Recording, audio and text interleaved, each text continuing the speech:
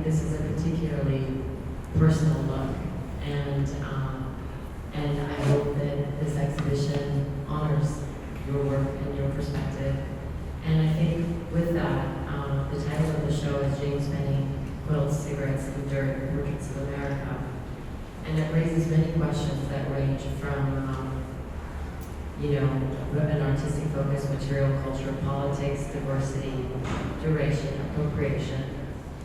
What makes this show, do you think, urgent and timely, particularly for our community, and particularly at this moment in your life, where you are kind of using the objects and the works that you are making to tell greater stories that go from the personal to how they relate, how they look at the world in a greater way? Well, when you asked me to show here, I was very involved with the Alabama project, which you referred to. And it's an ongoing project, and it continues to grow with daily politics, things that happen in Alabama. Again, just currently a few days ago, makes me want to keep adding to that project. So I wasn't ready to install Alabama here. And then I thought it was an interesting idea to maybe deal with portraits. And then also to use a few of the pieces from Alabama and thinking of them as portraits. So that I had never made a portrait show. So the idea of being invited here gave me the freedom to develop a work that would be specific to this museum and as an introduction of kind of myself, my work through portraiture. And the portraiture would, in the end, add up to who I am. So so what we have here is a number of different pieces that come from different parts of my practice, but not just thrown together haphazardly, just to show some things that I've made, but to reconsider each of those pieces in this new context to make something that's articulate about who I am, who I think America is as of today, and to connect different portions of my practice into a new meaning. I think it was actually everything was really deliberate. We of course looked to art history and looked at the films, the two films that will be shown here at the museum, but very generously with our colleagues at MCASB and at the Public Library and at UCSB. We're partnering with them to have showings, and we thank them for their support. Those films were just a part of the narrative. We wanted to show kind of your prolific history of being a filmmaker, but I think the way we did connect it was incredibly thought out. We chose first to show the portraits, the 20 portraits. Can you tell us a little bit about 20 cigarettes and the portraits that we've chosen to show in the corridor right behind us? 20 cigarettes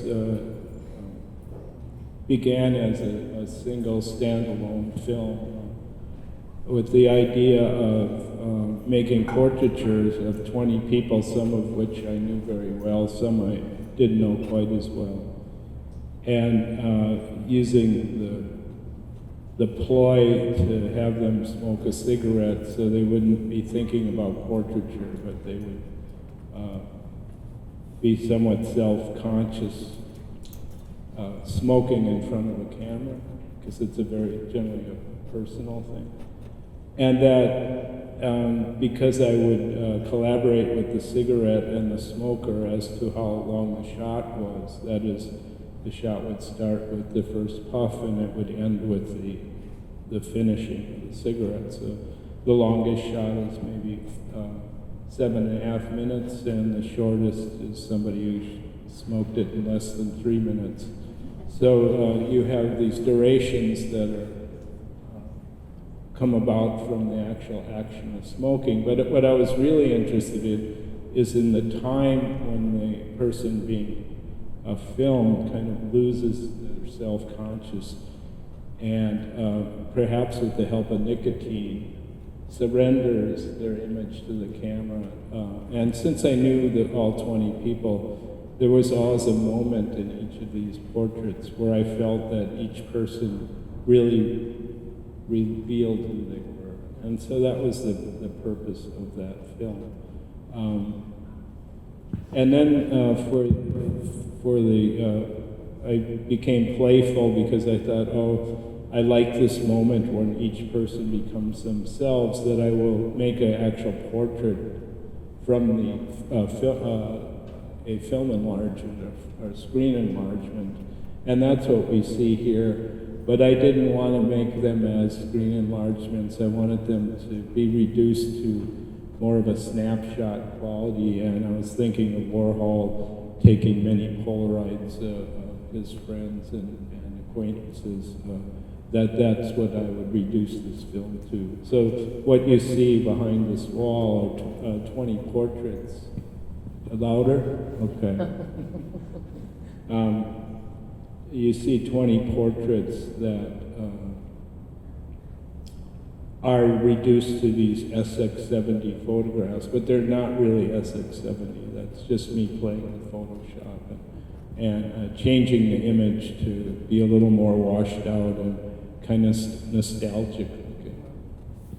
When you look at the film and then look at these photographs, and now looking at it in the context of today, and James and I have been talking a lot, and actually the team and I have been talking a lot about, as many of you know, I just moved back to the United States after choosing to live abroad for the last 20 years. And these categorizations, I think that's another place that James and I had a nexus of our, I won't say dislike, but we have a strong aversion to these categorizations that seem to be made. In discussing, people asked a lot of questions about the makeup of the people. Now looking at these pictures and portraits, do you see any themes emerge? Or when you think about them in terms of diversity, in terms of doing portraiture and looking at America, your America? Well, I chose people to represent that diversity. There's 10 men, there's 10 women. There's the oldest person is, I think, 78 or 79. The youngest is 17. There's a few people that have a lot of money, and there's a few people that have no money at all. So there were class distinctions and gender distinctions, and then people of color and from varying countries around the world. So for me, it was interesting that I, who began in this kind of white working class ghetto that was built on prejudice, and we were next to the black ghetto in Milwaukee. Where was that? It was kind of an institutionalized racism to keep poor people fighting against each other, to keep labor costs down so we wouldn't organize together to unionize properly, those kinds of things. So, I mean, it took me a while to learn that that's what I was living in. And so many years later now, I have a show of 20 friends that wouldn't have that diversity in the neighborhood I came from. And yet, for me, the most important thing about diversity is class itself. And that it's hard to tell class from a photograph, but it's easy to tell gender. Well, not gender difference could be difficult at times too, but and race difference is easy. But so I'm interested in how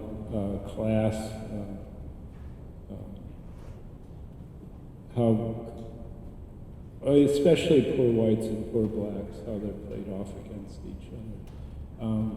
If I would state now that I have two heroes in my life, one would be Father James Grappi, who is a white priest who led the black movement in Milwaukee and led marches for open housing so people could rent and not be denied by the color of their skin.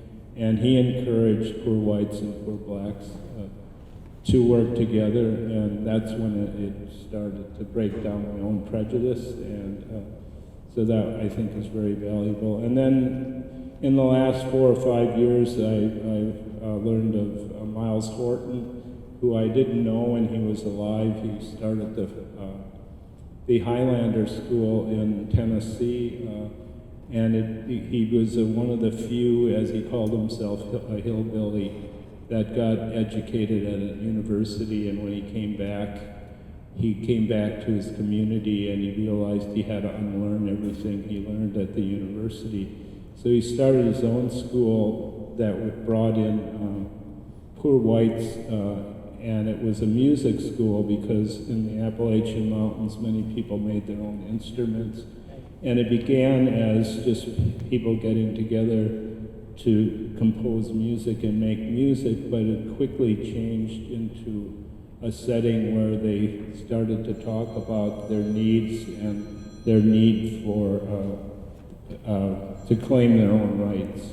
And so then the school became an organizing school, and he quickly added poor blacks to that. And this was in the late 30s, early 40s. And they were attacked by the Ku Klux Klan. They were attacked by the local government and tried to be shut down. But he persisted, and a lot of black organizing, black and white organizing for the civil rights movement happened at the Highlander School. And that both Grappi and Miles Horton were people that were trying to bring people together on common needs across relationships. So I think that's what this whole installation is hinting at. And I actually don't want to talk too much about what it means, because I think that's the responsibility now of the viewer and to. But maybe I can give hints. No, I don't think that we should. Yes, I think we should give hints, and that's when you look at the room and you look at this new L wall, this kind of a strong monument of a wall that Arturo and Tom built for us, which I love. We wanted it to be a statement, and in a way, it pushes you to go and become close to those portraits and to look. I think that a lot of what I've gained from your work, even from that first Berlinale, when I thought a theater that big, surely if I came at the time I came, would have great seats, but it was like 2,000 people and it was full, and I had to go to the second row. And I was kind of watching the film like that, two cabins, and I thought to myself, you ask us to pause.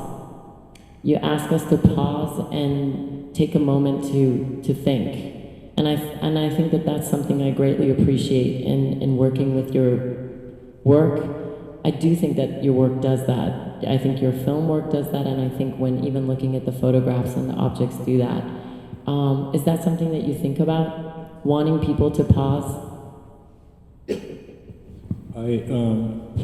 I teach a course called Looking and Listening at the art school that I teach at.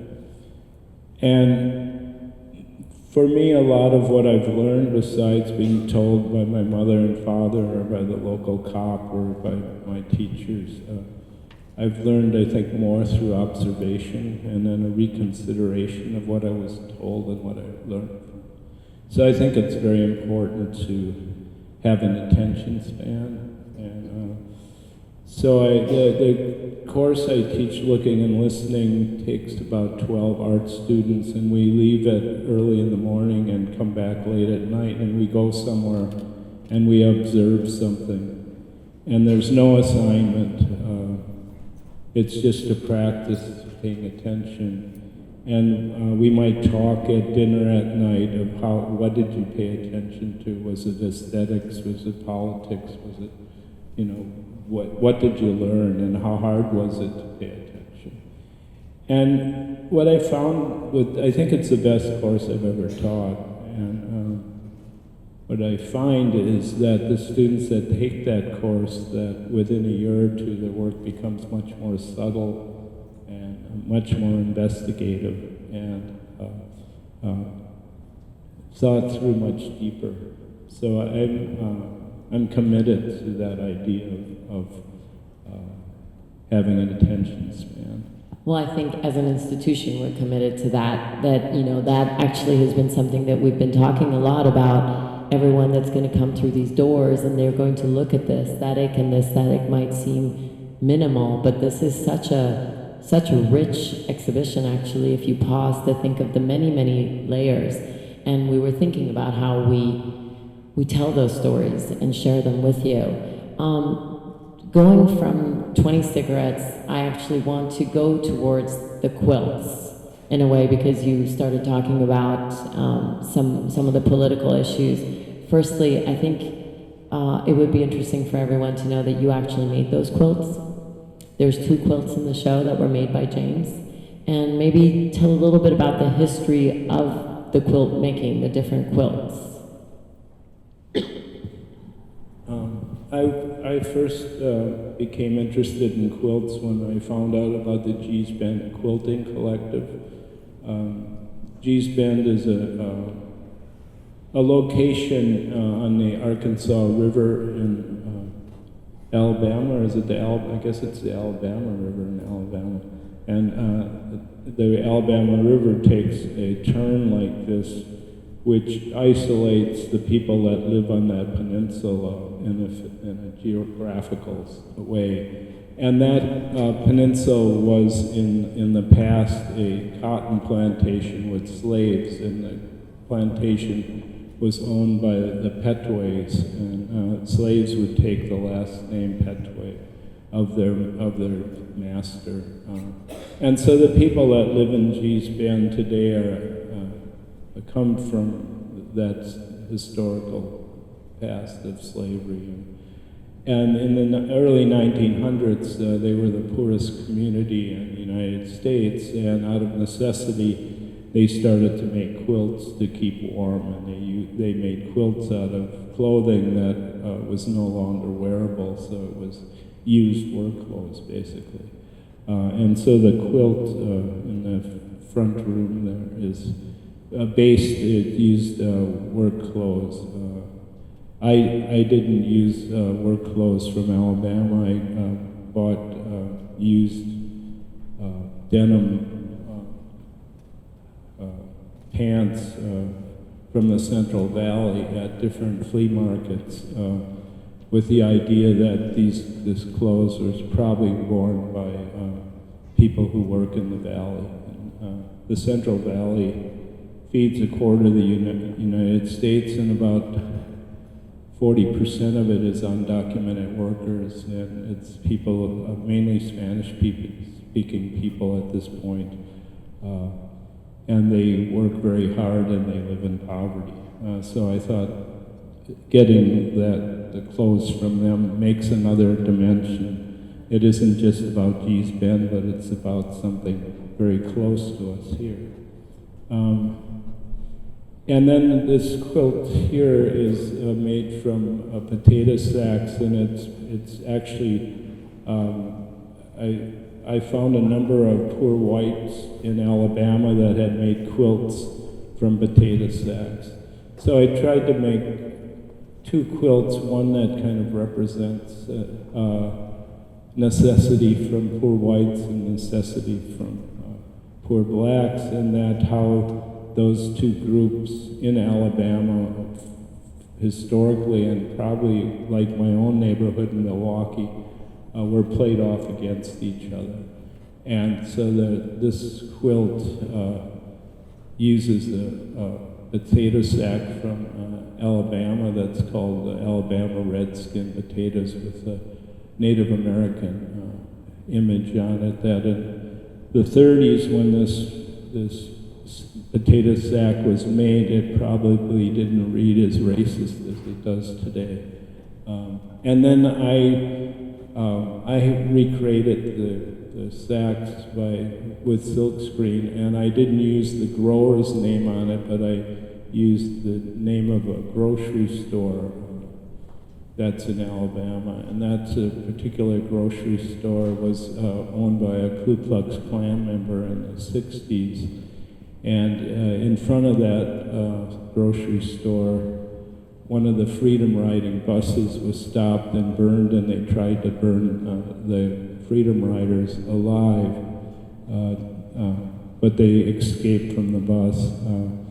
And freedom riders, if you don't remember, they were groups of blacks and whites that were traveling through the South to try to make the South abide by the new federal laws that allowed people to ride together on buses and eat together at lunch counters. So they went through the South, deep South, as a mixed group of people. And the interesting thing is that a lot of those rides were organized at the school that I was talking about earlier in the Appalachian Mountains. So there's a lot of clues on this work that cross-relate to things, but mainly I'm wanting these two quilts to resonate as made out of necessity, that shows that both the poor whites and poor blacks have the same problems and they had a same solution, yet they were, poor whites in Alabama were easily manipulated by whites with power that wanted to keep power by telling them at least they had white skin. And that's what I wish we could break down, those kinds of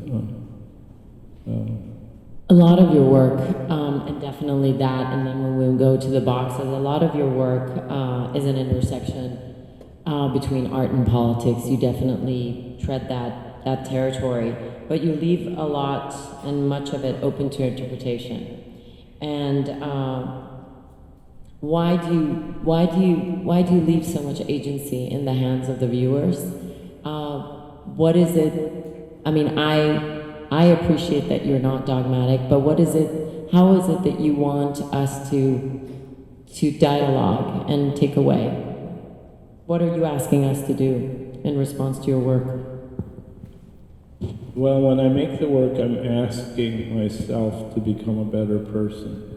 And so that's what I'm asking the audience, to discover that they can become better people too, no matter how well you think of yourself. So I don't want to be dogmatic with my politics and say, here are the solutions, but I want to say this is what the problems have been in my life, and I'm trying to find answers for them.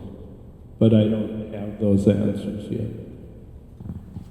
Tell us a little bit about the boxes. Maybe, if I may, when I saw the image of the boxes, and I saw them physically in Miami, when I saw the boxes, my family, we left in 1980. I'm a product of the revolution of Iran.